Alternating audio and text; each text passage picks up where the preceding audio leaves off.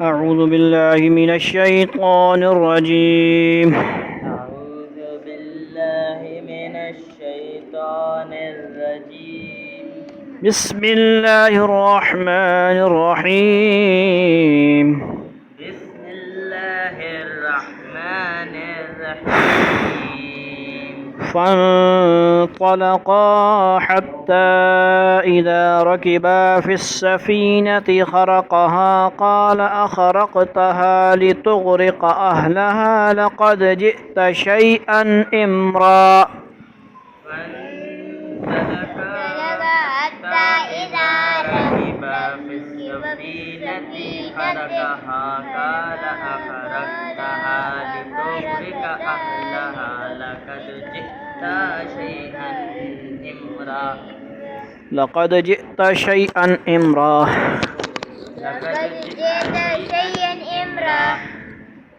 قال ألم أقل إنك لن تستطيع معي صبرا قال لا تؤاخذني بما نسيت ولا ترهقني من أمري عسرا. قال ألم أقل إنك لن تستطيع معي صبرا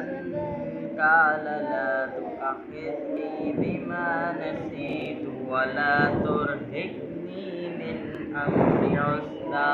أمري عسرا. فانطلقا حتى إذا لقيا غلاما فقتله قال أقتلت نفسا زكية بغير نفس لقد جئت شيئا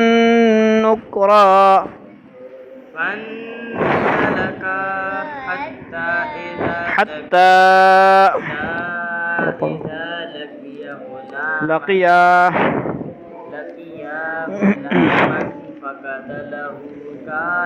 غلاما فقتله قال أقتلت نفسا زكية بغير نفس لقد جئت شيئا نكرا. قال ألم أقل لك إنك لن تستطيع معي صبرا. قال ألم أقل لك إنك لن تستطيع معي صبرا. وقاص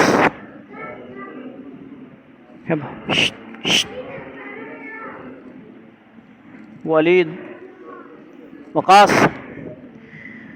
قال إن سألتك عن شيء بعدها فلا تصاحبني قد بلغت من لدني عذرا. قال إن سألتك عن شيء بعدها فلا تصاحبني قد بلغت من لدني عذرا. فانطلقا حتى إذا أتيا أهل قرية استطعما أهلها فأبوا أن يضيفوهما فوجدا حتى إذا آتيا أهل قرية استطعما أهلها فأبوا أن يضيفوهما فوجدا فيها جدارا يريد أن ينقض فأقامه.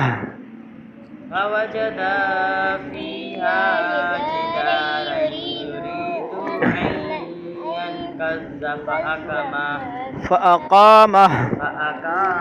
قال لو شئت لاتخذت عليه أجرا قال هذا فراق بيني وبينك. قال لو شئت لاتخذت عليه أجرا قال هذا فراق بيني وبينك سأنبئك بتأويل ما لم تستطع عليه صبرا سأنبئك بتأويل ما لم تستطع عليه صبرا أما السفينة فكانت لمساكين يعملون في البحر فأردت أن أعيبها وكان وراءهم ملك يأخذ أما السفينة فكانت لمساكين يعملون في البحر فأردت أن أعيبها وكان وراءهم ملك يأخذ كل سفينة غصبا وراءهم ملك يأخذ كل سفينة غصبا غنى नहीं होगा इख्फा इख्फा सफीनत غصبا وأما الغلام فكان أبواه مؤمنين فخشينا أن يرهقهما طغيانا وكفرا وأما الغلام فكان أبواه مؤمنين पढ़ेंगे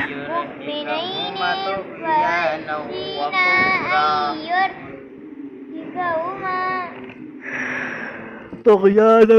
وكفرا فأردنا أن يبدلهما ربهما خيرا منه زكاة وأقرب رحما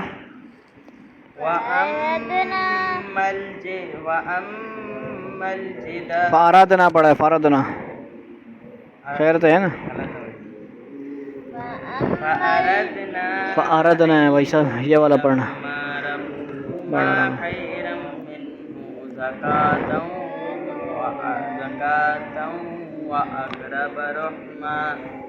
وأما الجدار فكان لغلامين يتيمين في المدينة وكان تحته كنز لهما وكان أبوهما صالحا وأما الجدار فكان لغلامين يتيمين في المدينة وكان تحته كنز لهما وكان أبوهما صالحا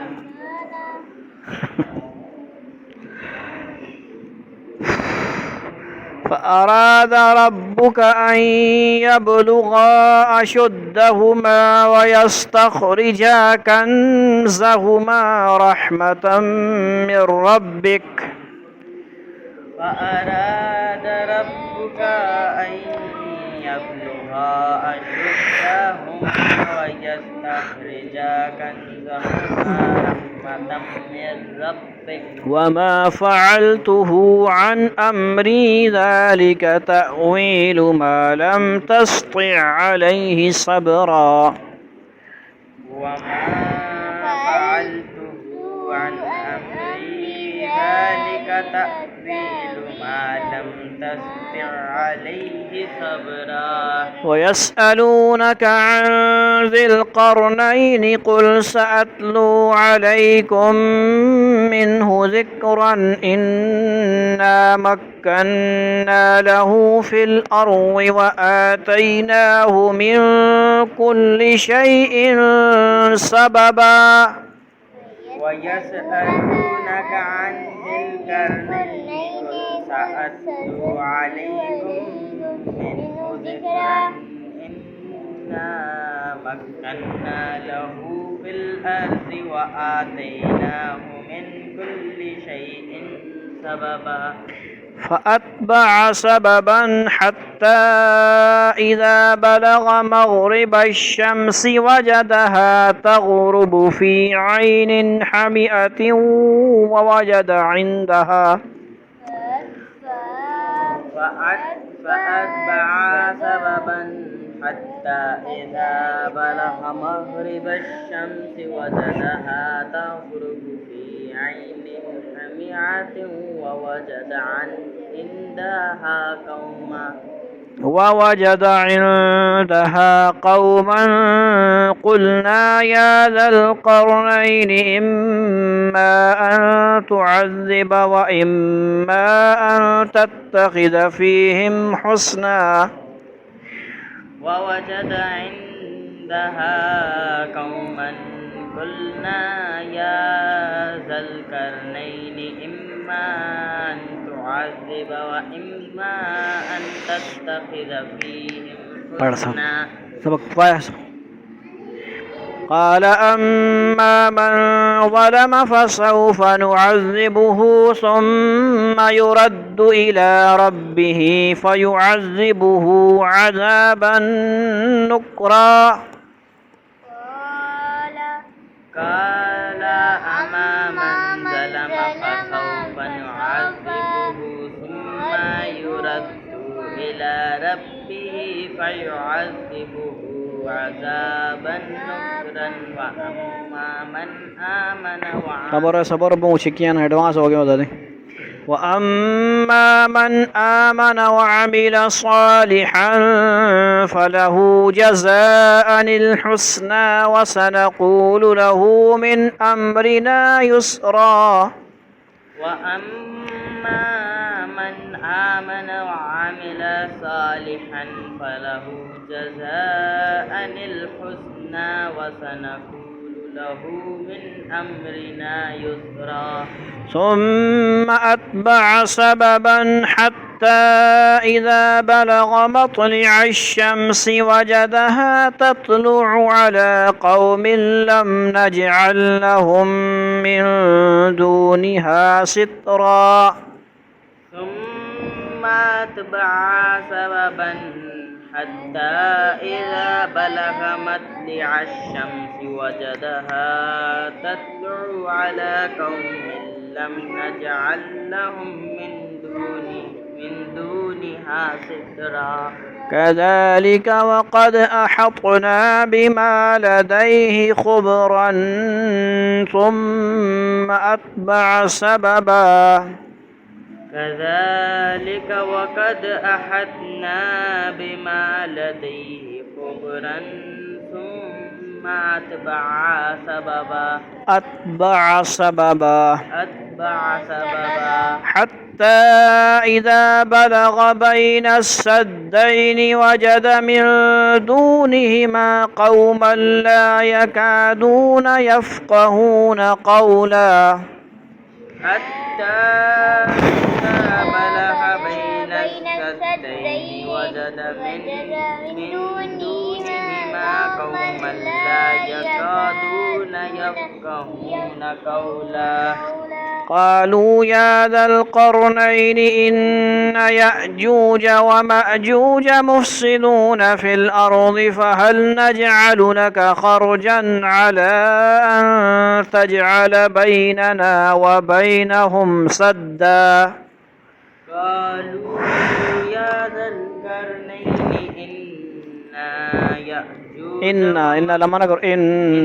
يأجوج ومأجوج مفسدون في الأرض فهل نجعل لك خرجا على أن تجعل بيننا وبينهم سدا قال ما مكني فيه ربي خير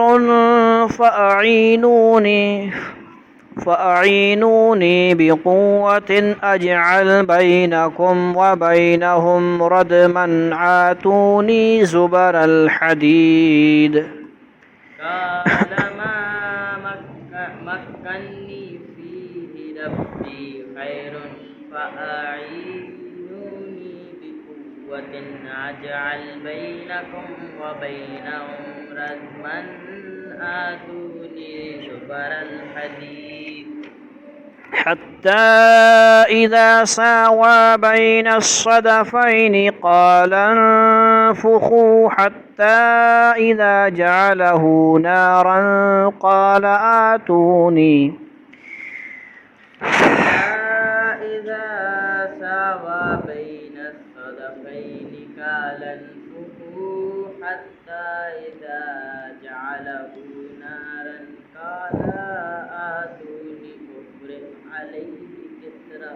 قال آتوني أفرغ عليه قطرا فما استطاعوا أن يظهروه وما استطاعوا له نقبا قال آتوني أفرغ عليه قطرا فما استطاعوا أن يظهروه وما استطاعوا له نقبا قال هذا رحمة من ربي فإذا جاء وعد ربي جعله دكا one by one. قال هذا رحمة من ربي فإذا جاء وعد ربي جعله دكا وكان وعد ربي حقا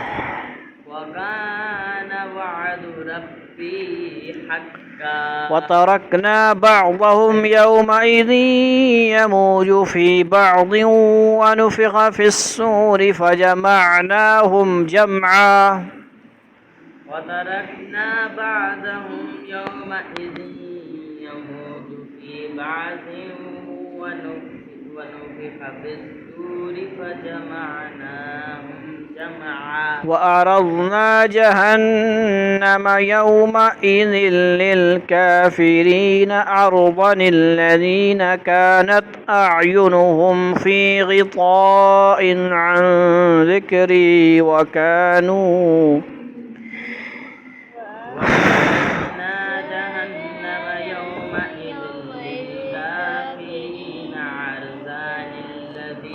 كانت أعينهم في غطاء عن ذكري وكانوا لا يستطيعون سمعا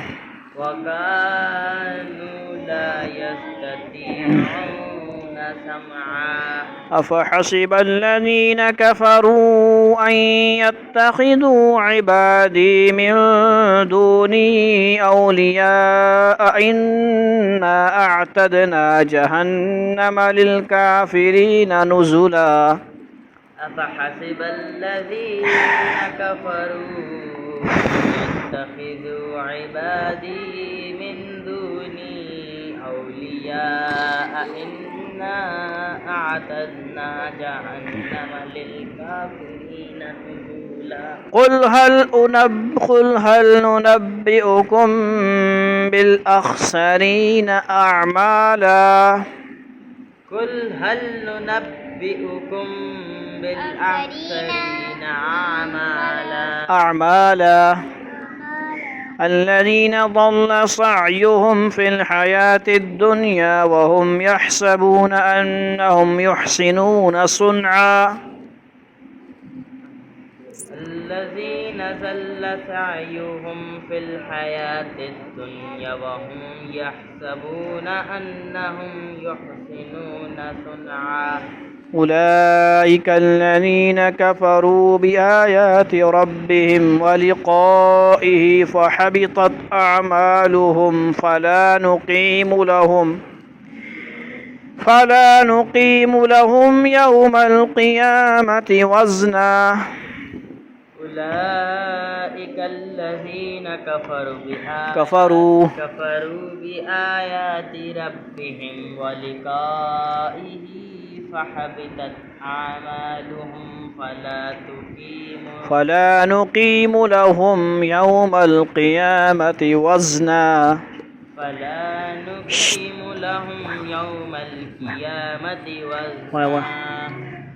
ذلك جزاؤهم جهنم بما كفروا واتخذوا آياتي ورسلي هزوا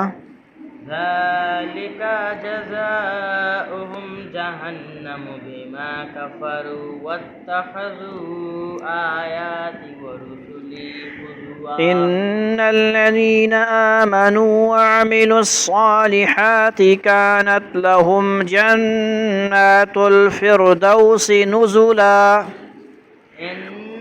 الذين آمنوا وعملوا الصالحات كانت لهم جنات الفردوس نزلا خالدين فيها لا يبغون عنها حولا خالدين فيها لا يبغون عنها حولا قل لو كان البحر مدادا لكلمات ربي لنفد البحر قبل أن تنفد كلمات ربي ولو جئنا بمثله مددا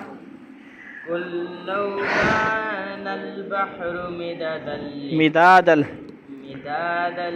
لكلمات ربي لنفد البحر قبل أن تنفد كلمات ربي ولو جئنا بمثله مددا قل إنما أنا بشر مثلكم يوحى إلي أنما إلهكم إله واحد قل إنما أنا بشر مثلكم يوحى إلي أنما إلهكم إله واحد فمن كان يرجو لقاء ربه فليعمل عملا صالحا ولا يشرك بعبادة ربه أحدا فمن كان يرجو لقاء ربه فليعمل عملا صالحا ولا يشرك بعبادة ربه أحدا صدق الله العظيم صدق الله العظيم اچھا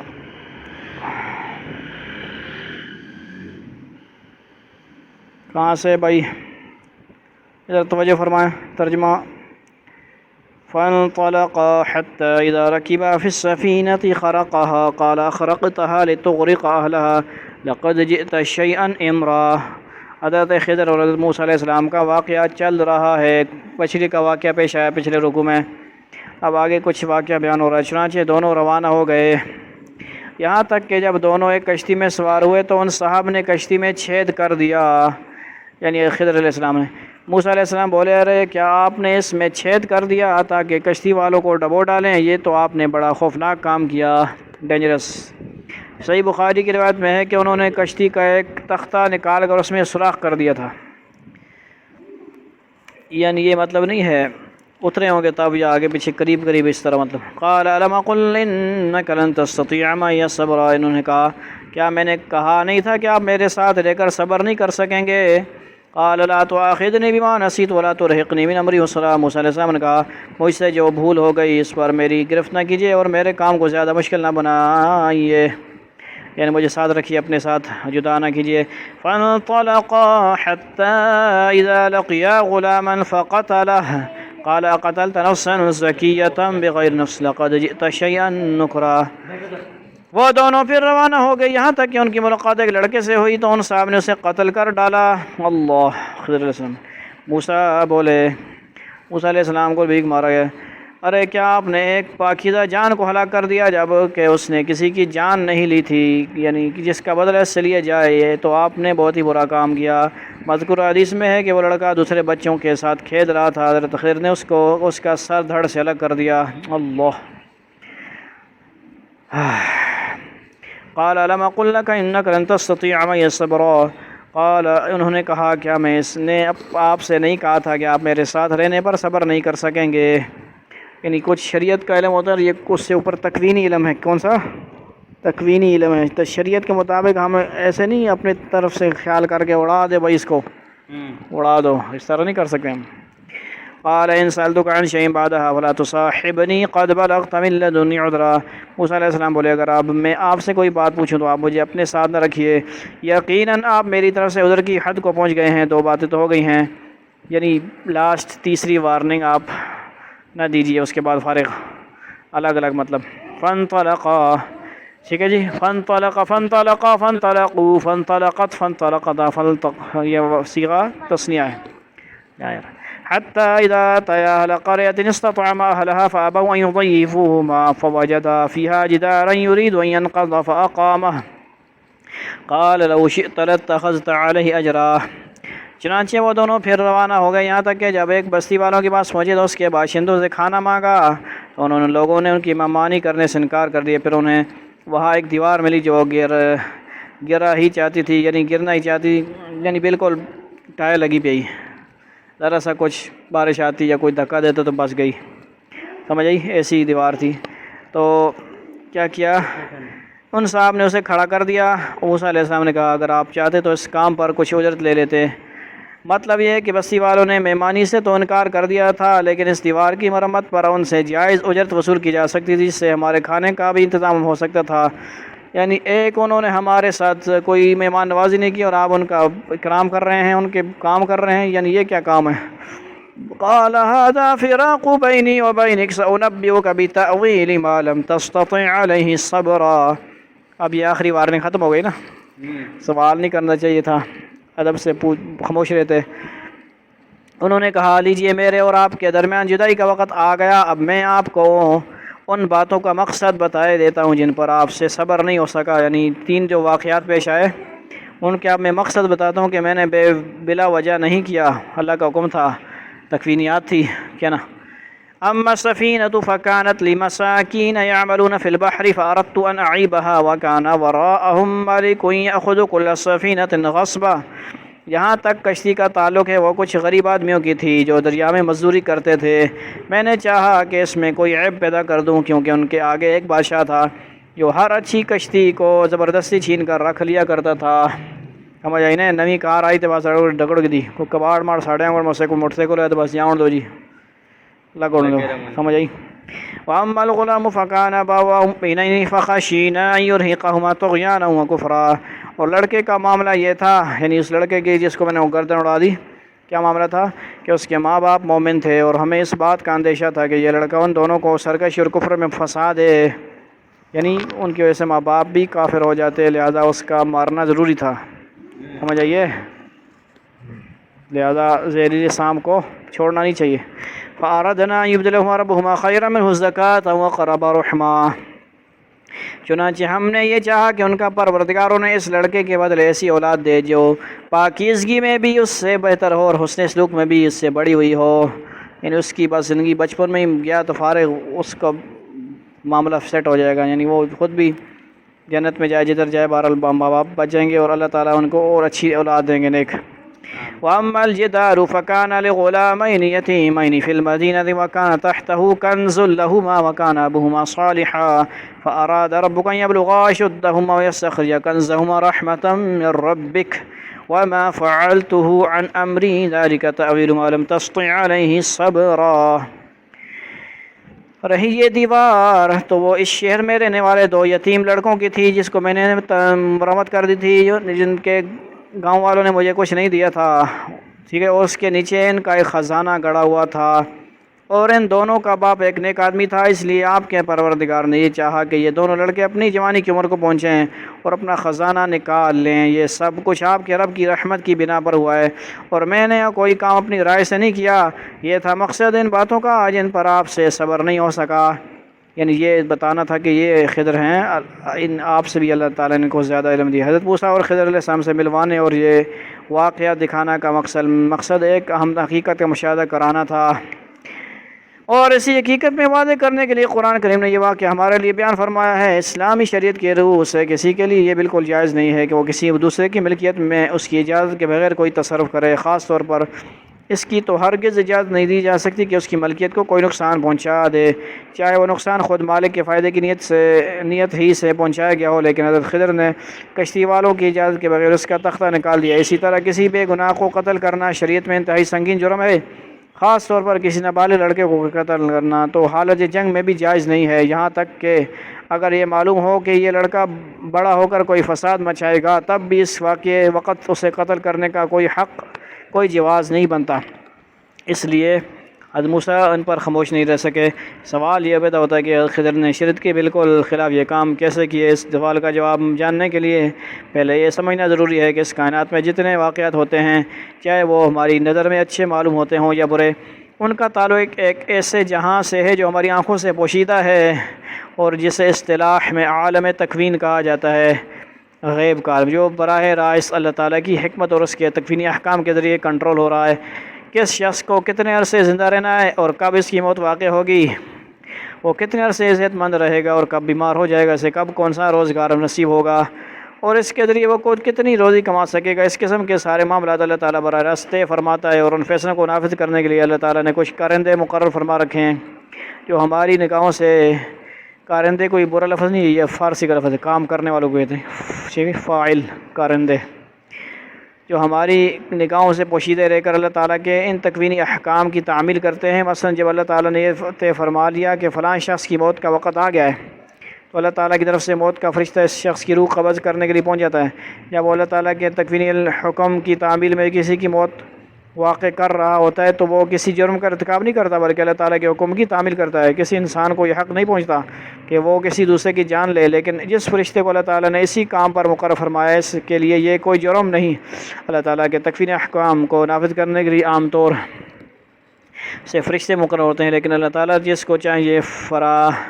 فریض وغیرہ سونپ سکتے ہیں۔ حضرت خضر اگرچہ انسان تھے، لیکن اللہ تعالیٰ نے ان کو فرشتوں کی اطاعت عالم تکوین کا پیغمبر بنا دیا تھا۔ انہوں نے جو کچھ کیا اللہ تعالیٰ کے تکوین حکم کے ذریعے کیا، لہذا جس طرح موت کے فرشتے پر یہ اعتراض نہیں کیا جا سکتا کہ اس نے ایک بے گناہ کی جان لے کر گناہ کا ارتکاب کیا ہے، کیونکہ وہ اللہ تعالیٰ کی طرف سے اسی بات کے لیے مامور تھا۔ اسی طرح حضرت خضر بھی اس کشتی کو عیب لگانے اور اس لڑکے کو قتل کرنے پر اللہ تعالیٰ کی طرف سے تکوینی طور پر مامور تھے، اس لیے ان کا یہ عمل کوئی جرم نہیں تھا۔ البتہ ہم لوگ دنیا میں رہتے ہوئے شریعت کے احکام کے پابند ہیں، اور ہمیں عالم تکوین کا نہ علم عطا کیا گیا اور نہ اس عالم سے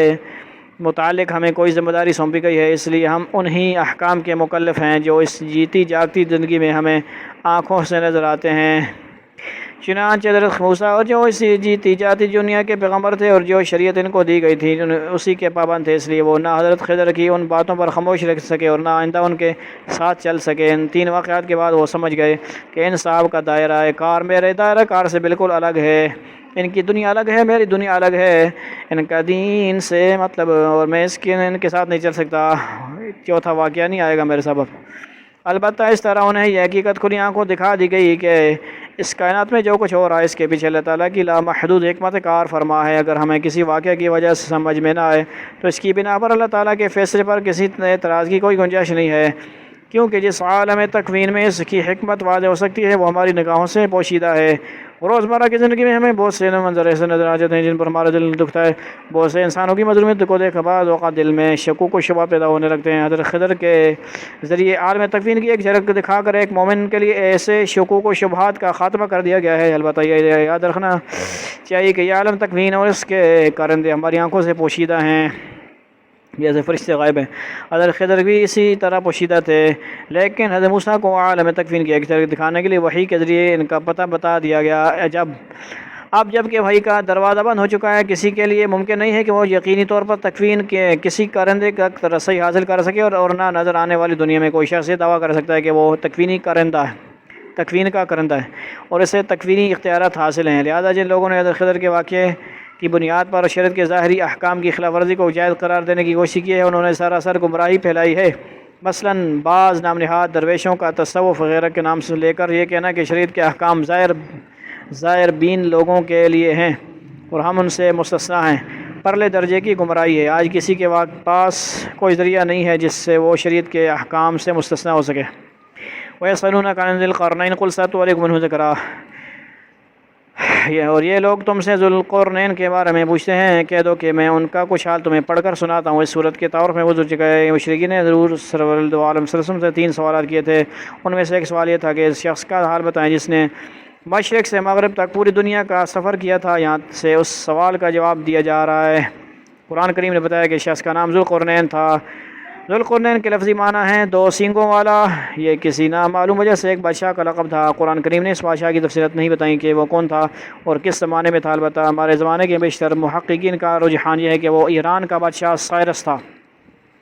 جس نے بنی اسرائیل کو بابل کی جلاوطنی سے نجات دلا کر انہیں دوبارہ فلسطین میں آباد کیا تھا۔ قرآن کریم نے اتنا بتایا ہے کہ انہوں نے 3 لمبے سفر کیے تھے، پہلا دنیا کی انتہائی مغربی آبادی تک، دوسرا انتہائی مشرقی آبادی تک، اور تیسرا انتہائی شمالی علاقے تک، جہاں انہوں نے یاجوج ماجوج کے وحشیانہ حملوں سے لوگوں کو بچانے کے لیے ایک دیوار تعمیر کی تھی، دیوار ذوالقرنین یا پتہ نہیں۔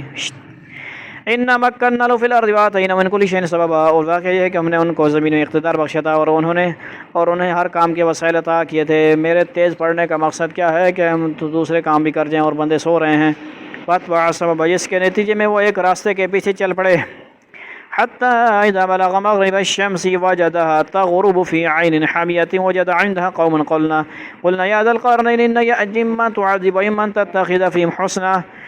یہاں تک کہ جب وہ سورج کے ڈوبنے کی جگہ پہنچے تو انہیں دکھائی دیا کہ وہ ایک دلدل جیسے سیاہ چشمے میں ڈوب رہا ہے، اور وہاں انہیں ایک قوم ملی۔ ہم نے ان سے کہا، اے ذوالقرنین، تمہارے پاس 2 راستے ہیں، یا تو ان لوگوں کو سزا دو یا پھر ان کے معاملے میں اچھا رویہ اختیار کرو۔ یہ ان کے پہلے سفر کا ذکر ہے، اور مطلب یہ ہے کہ اس وقت مغرب میں دنیا کی جو آخری آبادی تھی، ذوالقرنین وہاں تک پہنچے، وہ ایسی جگہ تھی کہ اس کے بعد کوئی آبادی نہیں تھی، اور حد نظر تک سمندر پھیلا ہوا تھا،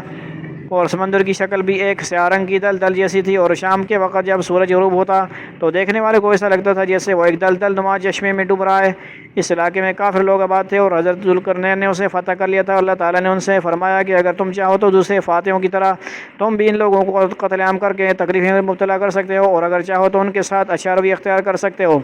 دوسری صورت کو اچھا رویہ قرار دے کر اللہ تعالیٰ نے اشارہ فرما دیا کہ یہ صورت بہتر ہے۔ ذوالقرنین کے بارے میں یہ بات یقینی نہیں ہے کہ وہ پیغمبر تھے یا نہیں۔ اگر وہ پیغمبر تھے تو اللہ تعالیٰ نے یہ بات ان سے براہ راست وحی کے ذریعے فرمائی ہوگی،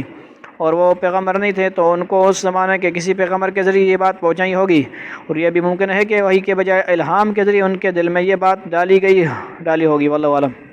قال اما من ظلم فسوف نعذبه ثم يرد الى ربه فيعذبه عذابا نكرا، انہوں نے کہا ان میں سے جو کوئی ظلم کا راستہ اختیار کرے گا اسے تو ہم سزا دیں گے، پھر اسے اپنے رب کے پاس پہنچا دیا جائے گا اور وہ اسے سخت عذاب دے گا۔ وَأَمَّا مَنْ آمَنَ وَعَمِلَ صَالِحًا فَلَهُ جَزَاءٌ الْحُسْنَىٰ وَسَنَقُولُ لَهُ مِنْ أَمْرِنَا يُسْرًا، البتہ جو کوئی ایمان لائے گا اور نیک عمل کرے گا تو وہ بدلے کے طور پر اچھے انجام کا مستحق ہوگا، اور ہم بھی اس کو اپنا حکم دیتے وقت آسانی کی بات کہیں گے۔ ذوالقرنین کے جواب کا اصل حاصل یہ ہے کہ میں انہیں رائے راست پر آنے کی دعوت دوں گا۔ جو لوگ اس دعوت کو قبول نہ کر کے ظلم کا ارتکاب کریں گے انہیں تو میں سزا دوں گا، اور جو لوگ دعوت قبول کر کے ایمان و عمل صالح اختیار کر لیں گے ان کے ساتھ میں آسانی کا معاملہ کروں گا۔ ثم اتبع سببا، اس کے بعد وہ ایک اور راستے کے پیچھے چل پڑے۔ حتی اذا بلغ مطلع الشمس وجدها تطلع على قوم لم نجعل لهم من دوننا سترا كذلك، یہاں تک کہ جب وہ سورج کے طلوع ہونے کی جگہ پہنچے تو انہوں نے دیکھا کہ وہ ایک ایسی قوم پر طلوع ہو رہا ہے جسے ہم نے اس کی دھوپ سے بچنے کے لیے کوئی اور مہیا نہیں کی تھی۔ یہ ذوالقرنین کے دوسرے سفر کا ذکر ہے۔ اس سفر میں وہ دنیا کی انتہائی مشرقی آبادی تک جا پہنچے تھے۔ یہاں کچھ غیر متمدن لوگ رہتے تھے، ان میں مکان بنانے اور چھتیں ڈالنے کا دستور نہیں تھا، جب سب کھلے میدان میں رہتے تھے جنگلی، اس لیے دھوپ سے بچاؤ کے لیے کوئی اور نہیں تھی بلکہ سورج کی کرنیں ان پر براہ راست پڑتی تھیں۔ کذالک وقد احطنا بما لدیہ خبرا، واقعہ اسی طرح ہوا اور ذوالقرنین کے پاس جو کچھ ساز و سامان تھا ہمیں اس کی پوری خبر تھی۔ ثم اتبع سببا، اس کے بعد وہ ایک اور راستے کے پیچھے چل پڑے۔ حتى اذا بلغ بین السدین وجد من دونهما قوما لا يكادون يفقهون قولا، یہاں تک کہ جب وہ دو پہاڑوں کے درمیان پہنچے تو انہیں ان پہاڑوں سے پہلے کچھ لوگ ملے جن کے بارے میں ایسا لگتا تھا کہ وہ کوئی بات نہیں سمجھتے، جنگلی قسم نے۔ یہ ذوالقرنین کا تیسرا سفر ہے۔ قرآن کریم نے اس سفر کی سمت متعین نہیں فرمائی، لیکن بیشتر مفسرین کا خیال یہ ہے کہ یہ سفر شمال میں دنیا کی انتہائی آبادی کی طرف ہوا تھا۔ یہاں کے لوگوں کو یہ زبان بالکل مختلف تھی، اور شاید حلیہ بھی ایسا ہو کہ ان میں سمجھ کے آثار نظر نہ آتے ہوں، اور آگے ان سے جو گفتگو ہے وہ یا تو کسی ترجمان کے ذریعے ہوئی ہوگی یا اشاروں سے۔ اللہ اللہ، جماعتوں کا جانا ثابت ہو گیا، واہ جی واہ، دلیل مل گئی۔ جماعت والو آ جاؤ، دیکھو جی ہماری جماعتیں جاتی ہیں، جنگلوں میں جاتی ہیں، برازیل کے جنگلوں میں جاتی ہیں، ترجمان ہوتے ہیں۔ سمجھ آ رہی ہے بات؟ تبلیغ میں جائیں گے، دین کو پھیلانے کے لیے دین کو سیکھیں گے اور آگے سکھائیں گے۔ 4 مہینے لگاؤ، 3 روزہ لگاؤ، چلا لگاؤ، صحیح ہے، 7 مہینے باہر ملک لاؤ، وقت آگے وہی کام کرو، یہاں بھی صحیح کام کرے، وہاں بھی۔ قالوا یا ذا القرنین ان یأجوج ومأجوج مفسدون فی الارض فهل نجعل لك خرجا على ان تجعل بیننا وبینہم سدا۔ انہوں نے کہا اے ذوالقرنین، یاجوج اور ماجوج اس زمین میں فساد پھیلانے والے لوگ ہیں، تو کیا ہم آپ کو کچھ مال کی پیشکش کر سکتے ہیں جس کے بدلے آپ ہمارے اور ان کے درمیان کوئی دیوار بنا دیں؟ داوالا چرتا دے ولیدن، یاجوج ماجوج وہ وحشی قبیلے تھے جو ان پہاڑوں کے کچھ پیچھے رہتے تھے، اور تھوڑے تھوڑے وقفوں سے وہ پہاڑوں کے درمیان درے سے اس علاقے میں آ کر قتل و غارت گری کا بازار گرم کر دیتے تھے۔ علاقے کے لوگ ان سے پریشان تھے، اس لیے انہوں نے ذوالقرنین کو دیکھا کہ وہ بڑے وسائل کے مالک ہیں، تو ان سے درخواست کی کہ پہاڑوں کے درمیان جو درہ ہے اسے ایک دیوار بنا کر بند کر دے تاکہ یاجوج ماجوج کا راستہ بند ہو جائے اور وہ یہاں آ کر فساد نہ پھیلا سکے۔ اس کام کے لیے انہوں نے کچھ مال کی پیشکش کی، لیکن حضرت ذوالقرنین نے کوئی معاوضہ لینے سے انکار کر دیا، البتہ یہ کہا کہ تم اپنی افرادی طاقت سے میری مدد کرو تو میں یہ دیوار بلا معاوضہ بنا دوں گا۔ قال ما مکنی فی ربی خیر فاعینونی بقوۃ اجعل بینکم بینہم ردما۔ ذوالقرنین نے کہا اللہ نے مجھے جو اقتدار عطا فرمایا ہے وہی میرے لیے بہتر ہے، لہذا تم لوگ ہاتھ پاؤں کی طاقت سے میری مدد کرو تو میں تمہارے اور ان کے درمیان ایک مضبوط دیوار بنا دوں گا۔ آتونی زبر الحدید حتی اذا ساوى بین الصدفین قال انفخوا حتی اذا جعلہ نارا قال آتونی فرغ علیہ قطرا۔ مجھے لوہے کی چادریں لا دو، یہاں تک کہ جب انہوں نے درمیانی خلا کو پاٹ کر دونوں پہاڑی سروں کو ایک دوسرے سے ملا دیا تو کہا کہ اب آگ دہکاؤ، یہاں تک کہ جب اس دیوار کو لال انگارہ کر دیا تو کہا کہ پگھلا ہوا تانبا لاؤ، اب میں اس پر انڈیلوں گا۔ ذوالقرنین نے پہلے لوہے کی بڑی بڑی چادریں پہاڑوں کے درمیان رکھ کر درے کو پاٹ دیا، پھر ان چادروں کو آگ سے گرم کر کے ان پر پگھلا ہوا تانبا ڈالا تاکہ وہ چادروں کی درمیانی دروازوں میں جا کر بیٹھ جائے، اور اس طرح یہ دیوار نہایت مضبوط بن گئی۔ فما استطاعوا ان يظهروه ما استطاعوا له نقبا۔ چنانچہ وہ دیوار ایسی بن گئی کہ یاجوج ماجوج نہ اس پر چڑھنے کی طاقت رکھتے تھے اور نہ اس میں کوئی سوراخ بنا سکتے تھے۔ قال هذا رحمة من ربي فإذا جاء وعد ربي جعله دكا وكان وعد ربي حقا۔ ذوالقرنین نے کہا یہ میرے رب کی رحمت ہے کہ اس نے ایسی دیوار بنانے کی توفیق دی، پھر میرے رب نے جس وقت کا وعدہ کیا ہے جب وہ وقت آئے گا تو وہ اس دیوار کو ڈھا کر زمین کے برابر کر دے گا، اور میرے رب کا وعدہ بالکل سچا ہے۔ ذوالقرنین نے اتنا بڑا کارنامہ انجام دینے کے بعد 2 حقیقتوں کو وعدے کیا، ایک یہ کہ یہ سارا کارنامہ میرے قوت بازو کا کرشمہ نہیں بلکہ اللہ تعالیٰ کی رحمت سے مجھے اس کی توفیق ہوئی ہے، اور دوسرا یہ کہ اگرچہ اس وقت یہ دیوار بہت مستحکم بن گئی ہے لیکن اللہ تعالیٰ کے لیے اسے توڑنا مشکل نہیں ہے، جب تک اللہ تعالیٰ کو منظور ہوگا یہ قائم رہے گی، اور جب وہ وقت آ جائے گا جس میں اللہ تعالیٰ نے اس کا ٹوٹنا مقرر کر رکھا ہے تو یہ ٹوٹ کر زمین کے برابر ہو جائے گی۔ اس طرح قرآن کریم سے یہ بات یقینی طور پر معلوم نہیں ہوتی کہ یہ دیوار قیامت تک قائم رہے گی، بلکہ اس کا قیامت سے پہلے ٹوٹنا بھی ممکن ہے۔ چنانچہ بعض محققین نے یہ خیال ظاہر کیا ہے کہ یہ دیوار روس کے علاقے داغستان میں دربند کے مقام پر بنائی گئی تھی اور اب وہ ٹوٹ چکی ہے۔ یاجوج ماجوج کے مختلف ریلے تاریخ کے مختلف زمانوں میں متمدن آبادیوں پر حملہ آور ہوتے رہے ہیں، اور پھر وہ ان متمدن علاقوں میں پہنچ کر خود بھی متمدن ہوتے رہے ہیں، البتہ ان کا آخری ریلا قیامت کے کچھ پہلے نکلے گا۔ اس موضوع کی مفصل تحقیق حضرت مولانا حفظ الرحمان صاحب رحمۃ اللہ کی کتاب قصص القرآن اور حضرت مولانا مفتی محمد شفیع صاحب کی تفسیر معارف القرآن میں دیکھی جا سکتی ہے۔ اور آگے ذوالقرنین نے جو یہ فرمایا کہ میرا رب کا وعدہ بالکل سچا ہے، اس سے مراد قیامت کا وعدہ ہے، مطلب یہ ہے کہ یہ تو ابھی معلوم نہیں ہے کہ اس دیوار کے ٹوٹنے کے لیے اللہ تعالیٰ نے کون سا وقت مقرر فرمایا ہے، لیکن ایک وعدہ واضح طور پر معلوم ہے کہ ایک وقت قیامت آنے والی ہے، اور جب وہ آئے گی تو اس ہر مضبوط چیز بھی ٹوٹ پھوٹ کر فنا ہو جائے گی۔ ذوالقرنین نے اس پر قیامت کا جو حوالہ دیا، اس کی مناسبت سے اللہ تعالیٰ نے آگے قیامت کے کچھ حالات بیان فرمائے ہیں۔ وَتَرَكْنَا بَعْضَهُمْ يَوْمَئِذٍ يَمُوجُ فِي بَعْضٍ وَنُفِخَ فِي الصُّورِ فَجَمَعْنَاهُمْ جَمْعًا، اور اس دن ہم ان کی یہ حالت کر دیں گے کہ وہ موجوں کی طرح ایک دوسرے سے ٹکرا رہے ہوں گے، اور سور پھونکا جائے گا تو ہم سب کو ایک ساتھ جمع کر لیں گے۔ اس سے مراد یاجوج ماجوج کا ورلہ بھی ہو سکتا ہے جو قیامت کے قریب نکلے گا، اور مطلب یہ ہے کہ جب وہ قیامت کے قریب نکلیں گے تو ایک غیر منظم بھیڑ کی شکل میں نکلیں گے، بھیڑ کی شکل میں، اور موجوں کی طرح ایک دوسرے سے ٹکرا رہے ہوں گے۔ یہ بھی ممکن ہے کہ وہ یہ قیامت کے وقت عام لوگوں کی بدحواسی کا بیان ہو کہ قیامت کے ہولناک مناظر دیکھ کر لوگ بدحواسی میں ایک دوسرے سے ٹکرا رہے ہوں گے۔ وَعَرَضْنَا جَهَنَّمَ يَوْمَئِذٍ لِّلْكَافِرِينَ عَرْضًا الَّذِينَ كَانَتْ أَعْيُنُهُمْ فِي غِطَاءٍ عَن ذِكْرِي وَكَانُوا لَا يَسْتَطِيعُونَ سَمْعًا، اور اس دن ہم دوزخ کو ان کافروں کے سامنے کھلی آنکھوں لے آئیں گے۔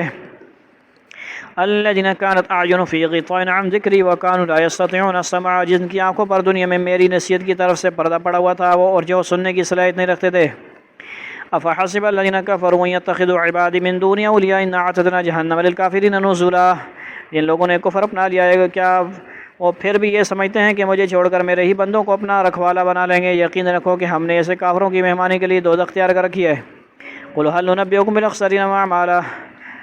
بِالْأَخْسَرِينَ أَعْمَالًا، ہم کہہ دو کہ کیا ہم تمہیں بتائیں کہ کون لوگ ہیں جو اپنے اعمال میں سب سے زیادہ ناکام ہیں؟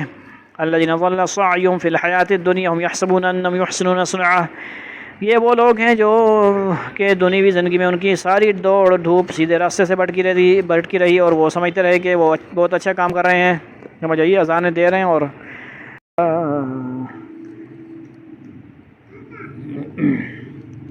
اس آیت کریمہ نے یہ بڑی حقیقت واضح فرمائی ہے کہ کسی عمل کے مقبول ہونے کے لیے صرف خلوص نیت کافی نہیں ہے، بلکہ راستے کا سیدھا ہونا بھی ضروری ہے۔ سنت پہ مطابق کپڑے پہننا، سنت کے مطابق داڑھی رکھنا، یہ بھی ضروری ہے بھائی۔ یہ نہیں میں بڑے نیک کام کر رہا ہوں، حج عمرہ کر رہا ہوں، آ کے داڑھی کٹا دی، سمجھ آئیے، یہ نہیں ہے۔ قُلْ إِن كُنتُمْ تُحِبُّونَ اللَّهَ فَاتَّبِعُونِي يُحْبِبْكُمُ اللَّهُ وَيَغْفِرْ لَكُمْ ذُنُوبَكُمْ وَاللَّهُ غَفُورٌ رَحِيمٌ۔ اللہ تعالیٰ نے قرآن میں فرمایا کہ اللہ تعالیٰ سے محبت کرنا چاہتے ہو تو میری اتباع کرو، یعنی نبی صلی اللہ علیہ وسلم کی اتباع نہیں کرو گے تو اللہ تعالیٰ خوش نہیں ہوں گے، ناراض ہوں گے، بلکہ راستے کا سیدھا ہونا بھی ضروری ہے۔ بہت سے کافر خلوص کے ساتھ ایک کام کو اچھا سمجھ کر کرتے ہیں، لیکن چونکہ وہ کام انہوں نے خود اپنی طرف سے گڑھا وہ ہوتا ہے، اللہ تعالیٰ یا اس کے بھیجے ہوئے پیغمبروں کی طرف اس کام کی کوئی سند نہیں ہوتی، اس لیے وہ ساری محنت اکارت ہو کر رہ جاتی ہے۔ سمجھ آئیے، اذانیں بیکار، نمازیں بیکار۔ علامہ فرمائے اولئک الذین کفروا بآیات ربہم ولقائہ وحبطت اعمالہم فلا نقیم لہم یوم القیامۃ وزنا، یہ وہی لوگ ہیں جنہوں نے اپنے مالک کی آیتوں کا اور اس کے سامنے پیش ہونے کا انکار کیا، اس لیے ان کا سارا کیا دھرا غلط ہو گیا، چنانچہ قیامت کے دن ہم ان کا کوئی وزن شمار نہیں کریں گے، اعمال خالی وزن نہیں۔ ذالک جزاؤہم جہنم بما کفروا واتخذوا آیاتی ورسلی ہزوا، یہ ہے جہنم کی شکل میں ان کی سزا، کیونکہ انہوں نے کفر کی روش اختیار کی تھی اور میری آیتوں اور میرے پیغمبروں کا مذاق بنایا تھا۔ ان الذین آمنوا وعملوا الصالحات کانت لهم جنات الفردوس نزلا، دوسری طرف جو لوگ ایمان لائے ہیں اور جنہوں نے نیک عمل کیے ہیں ان کی مہمانی کے لیے بے شک فردوس کے باغ ہوں گے، خالدین فیہا لا یبغون عنہا حولا، جن میں وہ ہمیشہ رہیں گے اور وہ وہاں سے کہیں اور جانا نہیں چاہیں گے۔ کون چاہتا ہے جنت سے واپس صحیح بٹھائے سو؟ قل لو كان البحر مدادا لكلمات ربي لنفد البحر قبل ان تنفذ كلمات ربي ولو جئنا بمثله مددا، اے پیغمبر لوگوں سے کہہ دو کہ اگر میرے رب کی باتیں لکھنے کے لیے سمندر روشنائی بن جائے تو میرے رب کی باتیں ختم نہیں ہوں گی۔ 21 سپارہ میں بھی آتا ہے، ٹھیک ہے جی۔ وَلَوْ أَنَّ مَا فِي الْأَرْضِ مِن شَجَرَةٍ أَقْلَامٌ وَالْبَحْرِ يَمُدُّهُ مِن بَعْدِهِ سَبْعَةُ أَبْحُرٍ مَا نَفِدَتْ كَلِمَاتُ اللَّهِ، تو میرے رب کی باتیں ختم نہیں ہوں گی، اس سے پہلے سمندر خشک ہو چکا ہوگا، چاہے اس سمندر کی کمی پوری کرنے کے لیے ہم ویسا ہی ایک اور سمندر کیوں نہ لے آئیں۔ اللہ تعالیٰ کی باتوں سے مراد اللہ تعالیٰ کی صفات اور کمالات کا تذکرہ ہے، اللہ کی بڑائی ہے، اللہ سے ہوتا، اللہ کے غیر سے نہیں ہوتا، یعنی اللہ تعالیٰ کی قدرت، اس کی حکمت اور اس کے کمالات اتنے زیادہ ہیں کہ اگر ان کو قلم بند کیا جائے تو بڑے بڑے سمندروں کو روشنائی بنا کر لکھا جائے، تو سمندر خشک ہو جائیں گے، سمجھ آئیے، برین ورک رک جائے گا، چیٹ جی پی ٹی رک جائے گا، فلاں رک جائے گا، لیکن اللہ کی قلم رول لکھتا رہے گا، ختم نہیں ہوگی اللہ کی تعریف، اور اللہ تعالیٰ کی صفات و کمالات کا بیان ختم نہیں ہوگا۔ قل انما انا بشر مثلكم يوحى الي انما الهكم اله واحد فمن كان يرجو لقاء ربه فليعمل عملا صالحا ولا يشرك بعبادة ربه احدا۔ کہہ دو کہ میں تو تم ہی جیسا ایک انسان ہوں، البتہ مجھے پر یہ وحی آتی ہے، مجھ پر یہ وحی آتی ہے کہ تم سب کا خدا بس ایک خدا ہے، لہذا جس کسی کو اپنے مالک سے جا ملنے کی امید ہو، اسے چاہیے کہ وہ نیک عمل کرے اور اپنے مالک کی عبادت میں کسی اور کو شریک نہ ٹھہرائے۔ صلی اللہ تعالی علی خیر خلق محمد و آلہ وصحبہ اجمعین۔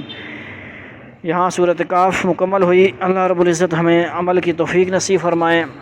جو کچھ پڑھا گیا مفتی تقی عثمانی صاحب کو بہترین اللہ تعالیٰ جزائے خیر عطا فرمائے، اور باقی انشاءاللہ جو ہم ترجمہ ہے اللہ تعالیٰ ہمیں صحیح پڑھنے کی